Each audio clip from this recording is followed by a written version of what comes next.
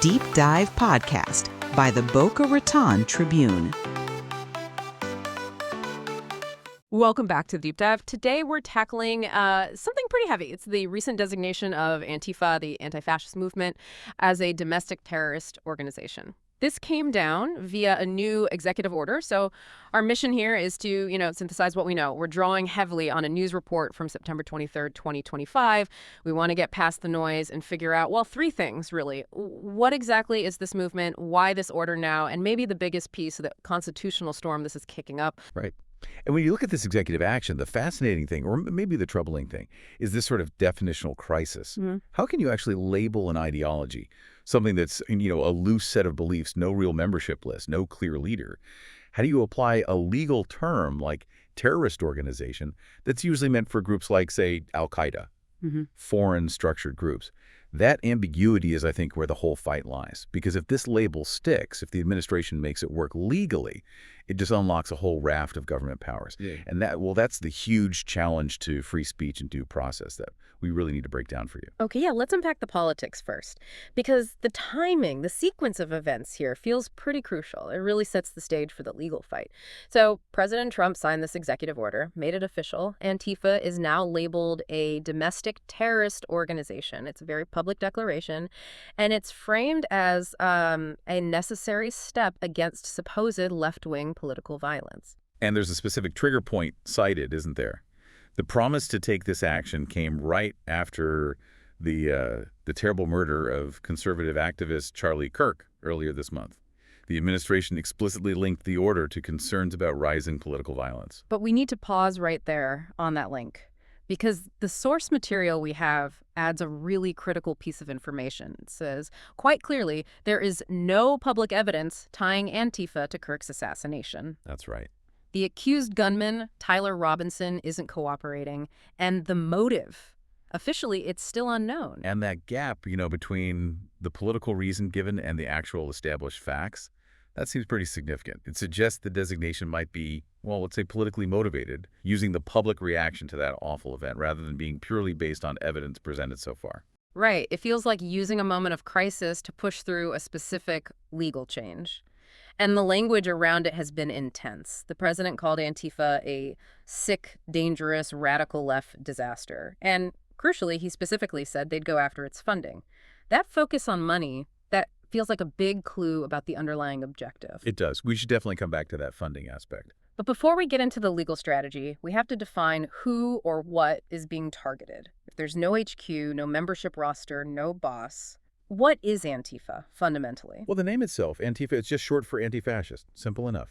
But the key thing to grasp, the thing that makes it so different from like a political party, is that it's fundamentally not an organized group in that traditional way. The structure, or lack thereof, is really what confuses people. There was a Congressional Research Service report back in 2020 that's a neutral government analysis, and it confirmed exactly that. The movement doesn't have a clear command structure, no single leader, no formal setup. It's really defined by its ideology. Okay, so hold on. If the government's own research says it lacks a clear structure, how can an executive order legally name it as an organization? It sounds like trying to put a legal box around smoke. Exactly. That's the core legal tension. Experts on extremism, even former FBI Director Christopher Wray, have said it's much better understood as an ideology, an anti-fascist, anti-white supremacy ideology. And that distinction is critical because under the U.S. Constitution, you generally can't criminalize an idea or a belief. That's protected First Amendment territory. And this ideology, it's not brand new, is it? Does this source give us a sense of where it came from? It does, yeah. The roots go way back, actually, to early 20th century anti-fascist movements over in Europe, so it has history. But it really gained steam, became much more visible here in the U.S. after the 2016 election. That's when you started seeing it much more publicly. So let's talk about how that decentralized structure actually plays out. Because for law enforcement, for intelligence agencies, this must be, well, tricky. How do these separate local groups coordinate if there's no central command telling them what to do? Right, they operate more like a network, a loose collection of local, kind of autonomous groups or cells. They share information tactics, plans for protests, resources, often using encrypted messaging apps to stay under the radar. It makes them very flexible, very hard to pin down. And you mentioned these internal units, the affinity groups. That sounds really interesting. Yes, that's a key tactic. These are really small units, maybe 3 to 8 people. The idea is it's a group of people who really trust each other, who can look out for each other during protests or actions, which can obviously get quite intense. So it's built for security and deniability within the larger movement. Precisely. This small cell structure makes it incredibly difficult for outsiders like law enforcement to infiltrate or even just monitor effectively. And that decentralization is exactly why it's so legally challenging when the government tries to assign collective blame or responsibility. Okay, let's shift to what they actually do. Operations, and yes, the violence that gets cited. Adherents talk about direct action. Can you break that down for us? What kind of actions are we talking about? Sure. Direct action is a broad term. On one end, you have things like visible street protests. The goal there is often to confront or shut down events by groups they see as fascist or white supremacist. That's the more, traditionally protected protest activity. But, and sources are clear on this, direct action for some adherents does cross into violent conduct. Things like property destruction, burning police cars, smashing windows, or even physical fights with opposing groups. And they often have a specific look, right? The all-black clothing, the masks covering faces. That's right. It's partly tactical for anonymity, which again makes individual identification harder for police. And they're active online too. They track far-right groups, sometimes engage in doxing, which is publishing private information about people they consider extremists. So it's a fight on multiple fronts, physical and digital. Now, here's something that seems like a major contradiction given the terrorist label you said earlier. Yes, it's striking. According to U.S. law enforcement sources cited in the report, there has actually never been a terrorist incident in the United States that was officially attributed to Antifa as an organization. Wow. Okay, that is a huge detail, especially with the administration using the word terrorist. It seems counterintuitive. But clearly they're pointing to specific violent incidents to justify this order. What examples do the sources give? Well, the most prominent one usually mentioned is that incident in Portland back in August 2020. That involved Michael Reynolds, who identified as an Antifa supporter. He shot and killed Aaron J. Danielson, who was part of a far-right group called Patriot Prayer. And Reynolds was later killed by law enforcement, wasn't he? Correct. That incident is frequently held up as an example of lethal, politically motivated violence connected to someone identifying with Antifa. And more recently, the sources mentioned a San Diego case. A jury convicted two men who prosecutors identified as Antifa members of conspiracy to riot. This was related to street protests back in 2021. So while there's no official terrorism link on the books, there are definitely convictions for violent acts like rioting involving individuals associated with the movement. And those are being used to build the case for this designation. Which brings us right into the legal storm, the constitutional fight. Executive power versus, well, the First Amendment. What's the basic legal problem with designating a purely domestic group like this? The problem is pretty fundamental based on U.S. legal tradition. The government generally doesn't officially designate purely domestic groups as terrorist organizations. There isn't really a legal mechanism for it in the same way there is for foreign groups. Why not? Mainly because of the Constitution. We have domestic laws already: conspiracy, assault, property destruction, homicide, to prosecute violent acts committed by individuals or groups domestically. The concern is that creating a domestic terrorist organization designation could easily infringe on constitutionally protected rights, like free speech and freedom of association. So labeling a decentralized U.S.-based ideology a terror group is seen as legally shaky from the get-go. What's the main constitutional red flag for legal experts? It's primarily the First Amendment free speech issue and also due process. The experts quoted in our source call this designation legally and constitutionally dubious. Why?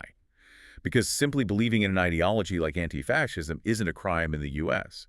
If the government can label an idea itself or a movement based on an idea as terrorist, it creates a chilling effect. It potentially criminalizes association or belief, not just action. And that raises huge questions about punishing people based on what they think, not just what they do.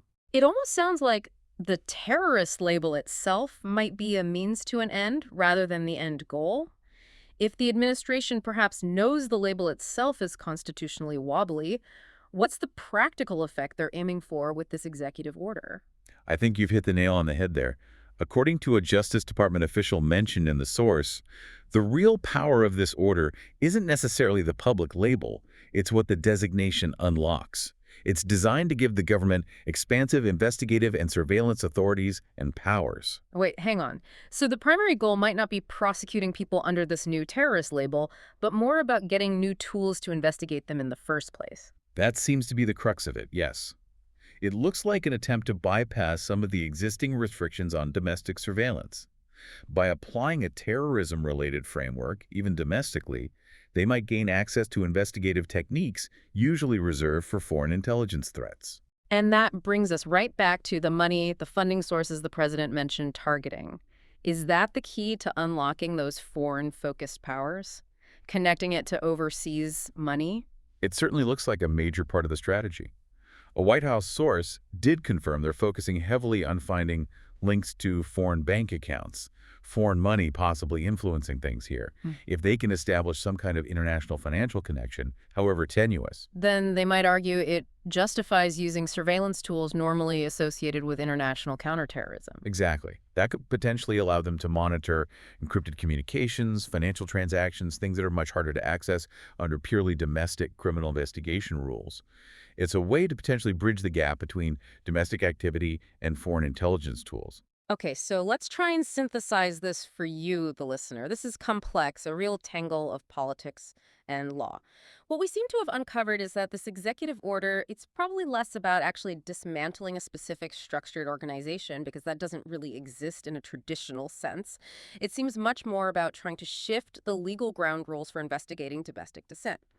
You have this movement, Antifa, defined by its decentralized nature, its ideology, which normally gets First Amendment protection. But the administration is using this executive order pointing to incidents of domestic violence, seemingly to unlock powerful surveillance tools. It's really pushing the boundaries of free speech protections for groups defined by belief, not by some command structure. It's a major test case for how terrorism gets defined domestically. And that really leaves us with the final, really critical question that everyone needs to think about as this plays out, probably in the courts. If the core principle holds that you can't criminalize simply believing in a political ideology, which is, fundamental U.S. law, then how does the government actually draw a line? How do they practically and legally separate protected anti-fascist speech from illegal direct action, especially when you don't have membership lists, you don't have group bank accounts, you don't have clear leaders saying, go do this. Right. This executive order kind of forces us all to re-examine where legitimate protest ends and criminal activity begins in this age of decentralized networked activism. And it puts a huge burden on the system to make that distinction without the usual clear signposts we rely on for organized groups. It's a tough balancing act. A really profound challenge, trying to define dissent and danger in the 21st century. That was definitely a deep dive and a necessary one. Thanks for walking us through all that complexity. My pleasure. It's a lot to unpack. Indeed. We'll catch you next time for the next deep dive.